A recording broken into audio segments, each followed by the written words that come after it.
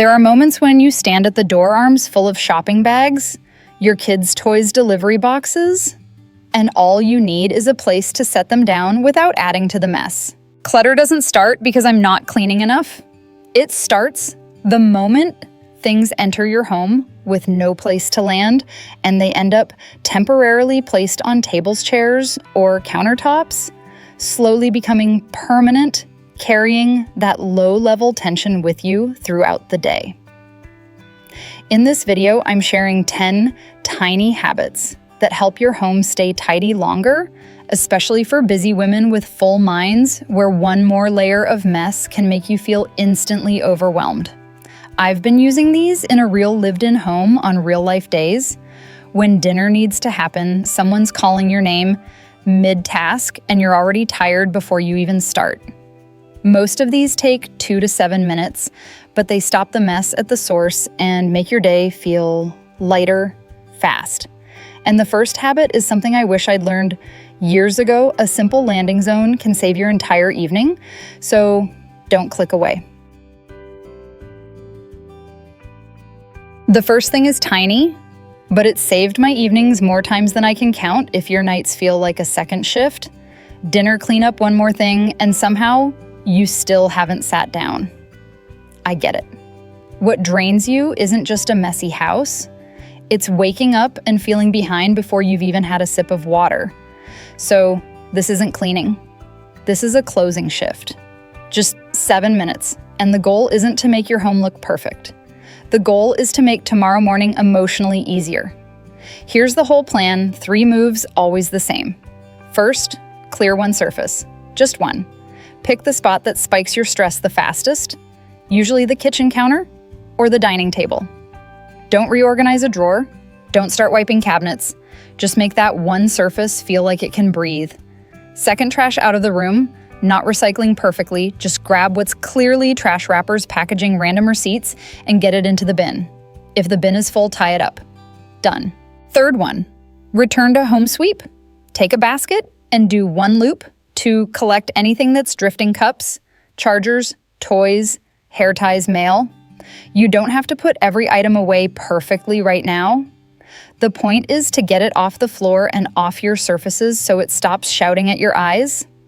A real example from my house some nights, my closing shift is literally just this.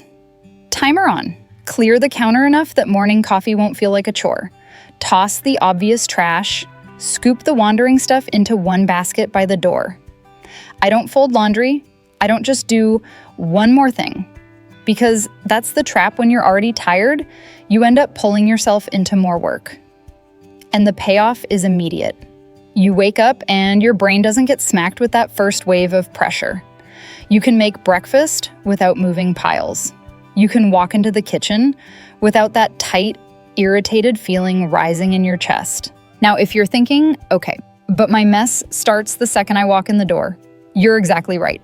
That's why the next tip is the one that stops clutter at the source, a simple landing zone for everything that enters your home. Before we move on, here's a thought for tomorrow. Sometimes even when the house is tidy, you still feel heavy, tired, and unable to relax. It's not always about the clutter. It's the everyday habits like spraying, wiping, or storing things that we do on autopilot without realizing they're affecting the feel of your space. Tomorrow, I'm making a short video about a few of those everyday habits, the kind people do daily without realizing they're making their home feel heavier. It's the type of video that makes you go, wait, that counts. And if you've ever felt tired at home, slightly headachy, or just weirdly drained for no clear reason, come back for it. Because once you notice these things, you can't unnotice them. The second habit is this. If your home feels messy the second you walk in, it's usually not because you can't keep up. It's because your stuff doesn't have a place to land. And when things don't have a landing spot, they land wherever your hands happen to be: your kitchen counter, the dining table, the nearest chair. And then that becomes the new normal. So the shift is simple. Create a landing zone near your entrance. Not an entryway makeover, not a new shelving system, Just one small spot that tells your brain incoming life goes here so it doesn't spread everywhere. Your landing zone only needs to hold a few essentials keys, plus wallet, plus sunglasses, mail, paper, and the little tiny chaos items that always drift. Lip balm, hair ties, earbuds, your kids' notes. The easiest setup is a tray, plus a small basket, plus a hook. The tray is for daily grab-and-go items. The basket is for paper and small loose things. The hook is for your most used bag or jacket so it doesn't end up living on a chair. Here's what this looked like in my house. Our kitchen counter used to be the default landing zone. Groceries, deliveries, school papers, everything slid onto the counter because it was the closest flat surface. I put a shallow basket right by the door and gave it one job incoming. Now, when I walk in, I don't have to think. I drop everything there first. Later during my 7-minute closing shift, I decide what stays, what gets tossed, and what gets put away. But the important part is that it doesn't spread across the whole house. And the emotional payoff is bigger than it sounds. Clear counters make your mind feel calmer. You stop getting that the house is closing in on me feeling, and you waste less time searching for keys and cards, which is one of those tiny daily stressors that quietly drains you. Now, once you have a landing zone, you'll start noticing something else. A lot of clutter isn't coming from mess. It's coming from new stuff entering the house when you're already tired. That's why the next habit is about stopping clutter before it arrives, the 24-hour rule before you buy anything new. The third habit is the one that feels almost too simple, but it's the reason my home stopped re-expanding. Every week, I started putting a pause between the urge to buy and the act of bringing something home. Because here's the truth, nobody says out loud, most of our clutter isn't from one big shopping spree. It's from tiny, tired decisions. The quick add to cart because you're overwhelmed. The this might help because you're trying to make life easier. The it's on sale because it feels like a win on a hard day. And then the box arrives, and now your house has to carry the emotional weight of another thing. So the rule is this: anything non-urgent gets 24 hours. Not I can never buy things. Just I don't buy it today. Here's how I actually do it in real life. If I see something online that I want storage bins, a new water bottle, a cute organizer, I don't tell myself no. I just do one small move. I save it, screenshot, wishlist, cart, whatever, and I set a mental reminder I'm allowed to come back tomorrow. And what happens is kind of embarrassing in a good way. The next day, half the time, I look at it and think, wait, why did I want this again? The urge was real, but it wasn't a real need. It was fatigue stress, or that little fantasy that one new item would make everything feel under control. A practical example, I used to buy organizers when the house felt messy. Like if I could just find the perfect bin, I'd finally be okay. Now, when I feel that urge, I pause and ask 2 questions instead. What problem am I trying to solve? Could I solve it by removing something instead of adding something? Sometimes the answer is literally, I don't need a new container. I need to throw away the broken pen pile. Or I need to stop keeping 10 random cables just in case. The 24-hour rule gives me the space to make that kind of decision without pressure. And the emotional payoff is big. You stop feeling like your home is always one step behind your life. Because the mess isn't constantly being fed. You're not adding new future chores for yourself, new things to store, clean, manage, and eventually declutter again. Now, once you slow down, what comes into the house, the next step is making your home feel calmer with almost no effort. And the fastest way to do that is surprisingly specific. Choose one surface that stays clear on purpose. That's tip 4. The 4th habit sounds a little strange, but it's the fastest way I've found to make a home feel calmer without doing more. I pick one surface in the house and decide it will stay clear on purpose, not for aesthetics, but because my brain needs one place that isn't shouting at me. Here's what I noticed: when you're busy and already overloaded, looking at a cluttered surface instantly tells your nervous system there's unfinished work here. Even if you're not planning to deal with it right now, your body still feels that low-level pressure. So, if you have one quiet spot in your home, you can breathe a little easier. The setup is simple. Choose one surface that affects your mood the most, usually the kitchen counter, the dining table, or a small table near the entrance. Make a gentle rule. Things can land there temporarily, but by the end of the day, that surface returns to clear. If that sounds impossible, make it easier. Put a small temporary basket nearby. Anything that doesn't belong gets tossed into the basket. The surface stays clear, the basket gets handled later. In my real life, I chose the kitchen counter because when that counter is covered, I don't want to cook, I don't want to make tea, and suddenly the whole evening feels heavier. So my rule became very practical. The counter is not storage. If papers, bags, kids' stuff, or random items show up, I don't force myself to organize everything right away. I drop it into one basket below the shelf. Seeing the counter clear makes me feel like I still have some control. The emotional benefit is bigger than it looks tidy. You stop getting constantly triggered by visual reminders of unfinished tasks. And once one surface stays clear, everything else gets easier too. Your 7-minute closing shift goes faster, and you're less likely to keep creating new piles. But there's one category that tends to break this habit for almost everyone: paper. Bills, school notices, receipts, warranty slips. It's thin, but it's exhausting. That's why the next tip is all about a simple rule that finally stops paper from multiplying. Touch it once, decide once. Tip number 5 is for the kind of clutter that doesn't look big, but somehow feels the heaviest paper. Receipts, school notes, bills, appointment cards, warranty slips. It's thin, it's small, and yet it creates this constant background pressure because every piece of paper is basically an unfinished decision.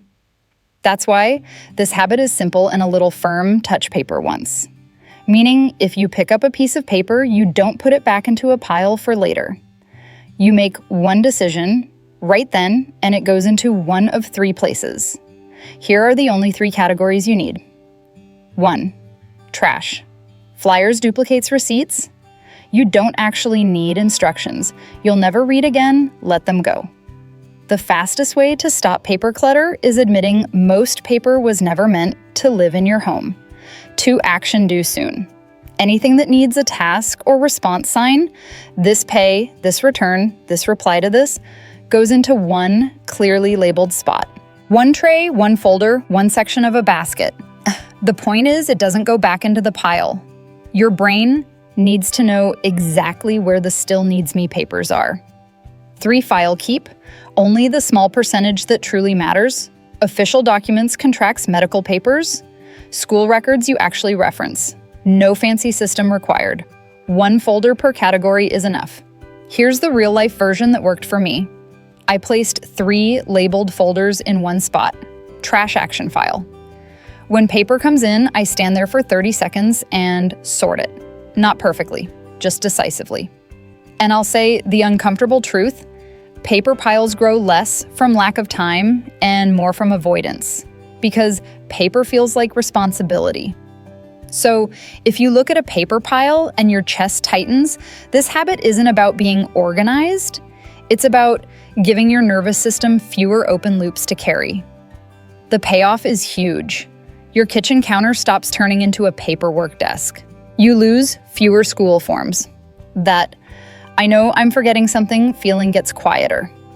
And when you do sit down to handle the action folder, you're dealing with a small contained stack, not a pile that's been silently judging you for weeks. Now, once paper has a clear path, the next thing that keeps a home from staying tidy is the everyday tiny stuff that never seems to have a home: chargers, scissors, tape, batteries, hair ties. In the next tip, I'll show you how to give small categories a home without turning it into a big organizing project. Next is the category I'm pretty sure you have too, the things you keep just in case, but honestly, you never touch. And they tend to live in the exact places that make your home feel permanently cluttered: a junk drawer, a nameless box, a corner of the kitchen cabinet, or a plastic bag full of random little bits. Here's tip 6. Instead of trying to organize the whole house, I tackle one tiny category at a time so it has a clear address and stops drifting. Because what exhausts me isn't even the amount of stuff, it's the daily searching. Where's the charger? Where are the scissors? Where did the tape go? The method is simple. 3 steps. 1, pick one micro category you use all the time. Start with something practical, not emotional, like chargers, scissors, plus tape, or batteries. The categories that create the most daily friction are the best place to begin. 2, choose one container and one location. 1 small box, 1 pouch, 1 drawer. Bin, anything works. The key is the location. Put it where you naturally reach for it. Don't store it neatly in some far place you never go, then wonder why it keeps migrating back out. 3, label it in the least fancy way possible. A sticky note is fine. Masking tape with chargers written on it is fine. This isn't about looking organized. It's about your tired future self being able to find things instantly. A real example from my house, the charger problem used to make me irrationally angry. I'd be exhausted, my phone would be at 5%, and suddenly I'm digging through drawers like I'm hunting for treasure. So I made one small pouch labeled chargers, put it exactly where I actually charge my phone, and made one rule: if a charger shows up somewhere random, it goes back in the pouch during my 7-minute closing shift. That's it. No cable ties, no sorting by brand, just one home. And the emotional payoff is bigger than you'd expect. You stop living in search mode. Your brain isn't constantly scanning for tiny missing things, and that frees up more energy than people realize. And once the small drifting items have an address, we can move to the next layer, the heavier clutter you're keeping out of guilt or just in case, even though it's quietly making your home feel tighter. Next is the kind of clutter that doesn't look dramatic, but it's the one that quietly makes your home feel heavy, the things you keep just in case. Not because you love them, not because you use them, mostly because letting go feels wrong, like you're being wasteful, ungrateful, or irresponsible. Here's the shift I had to learn. You don't need a giant declutter day to fix this. You need a small, repeatable decision that doesn't fry your nervous system. So, the habit is 1 item a day. That's it. 1 item that either earns its space or it doesn't. When you pick the item, you only ask 2 questions. 1, am I serving this item? Or is it serving me if you're cleaning around it, storing it carefully, feeling guilty about it, or keeping it for a version of you that never shows up? Then you're serving it. 2, if I didn't already own this, would I buy it again today? Not on a perfect day, on a normal day, with your real life. If the answer is no, that's information. A real example, I had a drawer full of maybe things, an old wallet with a broken zipper, a fancy candle I was saving, and a kitchen tool I used once and hated. None of it was huge, but together it made me feel like my home was always crowded. So I started the 1 item habit. One day, the broken wallet gone. Next day, the kitchen tool donated. Next day, the candle moved from saving to using. And that's when it clicked. The goal isn't to punish myself by throwing everything out. The goal is to stop my home from being a storage unit for guilt. And if you pick something and you genuinely can't decide, don't force it. Use a maybe box, put the item in a box, write today's date, and give it 30 days. If you don't go looking for it in 30 days, you have your answer without arguing with yourself every night. This habit helps in a very quiet way. Your home starts feeling lighter, and you start trusting yourself again because you're making small, honest decisions instead of living with piles of someday. Now, once you let go of a few just-in-case items, There's a surprising next step that makes your house feel instantly richer without buying anything. Start using the good stuff you've been saving. That's tip 8. Here's the part that sounds almost too simple, but it works. Instead of buying more, I started using the good things I'd been keeping for later. The pretty glassware, the nice towels, the good containers, the candle I was saving, the plate I only brought out for guests. All of it just sat in a cabinet while I used the tired, good enough versions every day and somehow still felt like I didn't have enough. Honestly, a lot of the time I bought new things not because I was missing something, but because I'd forgotten I already owned good things at home. And that I don't have enough feeling makes it so easy to click buy, to accumulate, to let the house quietly expand again. So this habit is a gentle way to break that loop. Getting started is simple. Pick one good item you've been saving and say one sentence, "I'm using this on an ordinary day." If you're worried it'll create more work, choose items that actually reduce work. Not add to it, like using a nice tray as your landing zone, using a good box to hold your action papers, or using a sturdy basket for chargers. Here's a real example from my home. I had a beautiful tray I bought and then stored away. The reasons were all familiar. I don't want it to get scratched. I'll use it for a special occasion. I'll use it once the house is tidy. The house never got tidier and the tray just sat there. Then I put it by the door for keys, wallet, glasses, and suddenly something small but meaningful happened. I stopped searching for things, the entry area looked calmer, and I felt less like I was living in a temporary version of my life.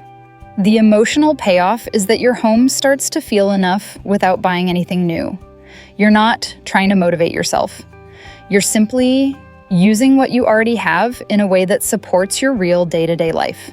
And when you live with that sense of enough, it becomes much easier to keep your home tidy because you're not constantly bringing in new stuff to fill an invisible gap.